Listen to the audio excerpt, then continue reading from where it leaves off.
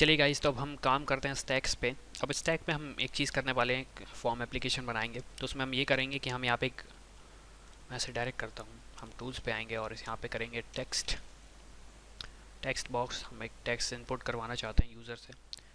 इसकी साइज़ एक तरीके से ज़रूरी नहीं है। हम यहाँ पे करेंगे बटन, और शायद बटन एंटर, हाँ चलिए कोई बात नहीं, 2 बटन आ जाएंगे। मैं यहाँ पे एक बटन एंटर करूँगा। हम उस बटन का जो टेक्स्ट होगा उसमें हम लिखेंगे पुश वैल्यू इन स्टैक, और दूसरे बटन में लिखेंगे pop value from stack. Size पे प्लीज़ ध्यान नहीं दीजिएगा।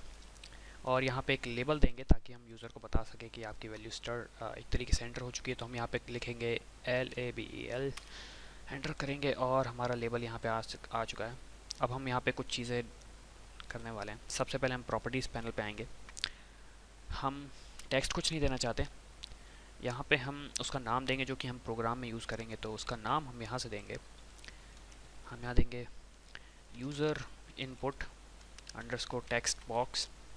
फिर हम यहाँ पे देंगे मैसेज अंडरस्कोर LB लेबल। फिर हम यहाँ पे देंगे प्रॉपर्टीज़ में आएंगे हम, और यहाँ पे हम देंगे इस बटन का टेक्स्ट। हम सबसे पहले देते हैं पुश इनटू स्टैक, और यहाँ पे हम इसका नाम चेंज करेंगे। नाम जैसे हम वेरिएबल का नाम रखते हैं वैसे ही हम इस बटन का नाम रखेंगे। इस बटन का नाम रखेंगे हम पुश अंडरस्कोर BTN, और ये वाला इस बटन का नाम हम रखेंगे पॉप अंडरस्कोर BTN। और यहाँ पे हम इसका टेक्स्ट चेंज करेंगे। हमारा टेक्स्ट होगा पॉप आउट ऑफ स्टैक, और हमने सेंटर किया। और इस फॉर्म की हम थोड़ी बहुत प्रॉपर्टीज़ चेंज कर देंगे। हम प्रॉपर्टीज़ ये चेंज करेंगे, उसका टेक्स्ट होगा स्टैक्स विथ www.tuxinhindi.com। और हम एक चीज़ और चेंज करना चाहेंगे, बस अभी के लिए फ़िलहाल के लिए हम इसे रन करेंगे और देख लेते हैं कोई प्रॉब्लम नहीं आ रही। और हमारा फॉर्म सही रन हुआ, पुश और पॉप कर सकते हैं। अब यहाँ पे हम एक चीज़ करना चाहते हैं, क्योंकि हम एडवांस लेवल कोडिंग कर रहे हैं। हम ये करना चाहते हैं कि जब तक हमारा स्टैक एम्प्टी हो हम इस बटन पे क्लिक ना कर सकें। तो हम यहाँ से इसे 2 तरीके से कर सकते हैं। सबसे पहले हम इस बटन को सिलेक्ट करेंगे और प्रॉपर्टीज़ में आके यहाँ पे हमें ढूंढना पड़ेगा इनेबल प्रॉपर्टी। हमारी ये है इनेबल प्रॉपर्टी, आपको मिलेगी, ये आपको मिलने चाहिए डेटा बाइंडिंग में इनेबल। आप इसे सर्च कर सकते हैं, शायद सर्च का ऑप्शन नहीं है, लेकिन फिर भी आप ढूंढ लीजिएगा उसे। इनेबल प्रॉपर्टी हमने यहाँ पे इनेबल कर दी। अब मैं इसे रन करूँगा तो यूज़र इस बटन पे क्लिक नहीं कर पाएगा, क्योंकि अब हमारा स्टैक बंद है, सॉरी उसमें स्टैक की वैल्यू 0 है। तो अब हम यहाँ पे चलते हैं फॉर्म में। हमारी ये फॉर्म की फ़ाइल है। आप अगर इस फाइल पर नहीं आ पा रहे हैं तो आप इस फॉर्म पे डबल क्लिक कर सकते हैं और आप आ जाएंगे। सबसे पहले हम स्टैक डिफ़ाइन करेंगे। मैं साइज़ बढ़ा देता हूँ। मैं यहाँ पे लिखूँगा स्टैक।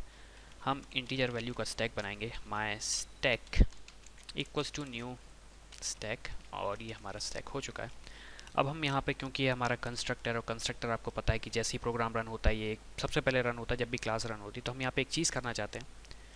हमने भले ही इस बटन को डिसेबल कर दिया हो, लेकिन हम यहाँ चाहते हैं कि हम यहाँ से भी एक तरीके से प्रोग्रामेटिकली भी हम इसे डिसेबल करते हैं। तो हम यहाँ पे करेंगे pop underscore BTN dot enable equals to false. भले ये फॉल्स है लेकिन फिर भी ये फॉल्स रहना चाहिए।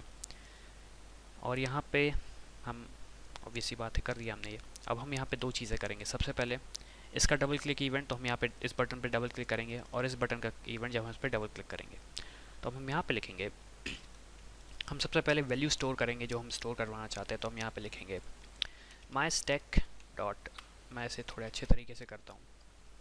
हम यहाँ पे एक स्ट्रिंग वेरिएबल बनाते हैं वैल्यू इक्वल्स टू, हमारा टेक्स्ट बॉक्स का नाम था, मैं उस बॉक्स का नाम भूल चुका हूँ, उसका नाम था हमारा user input, sorry for that, user input dot text. और हम इसे इनपुट करेंगे। हमारा ये टेक्स्ट वैल्यू आ चुकी है।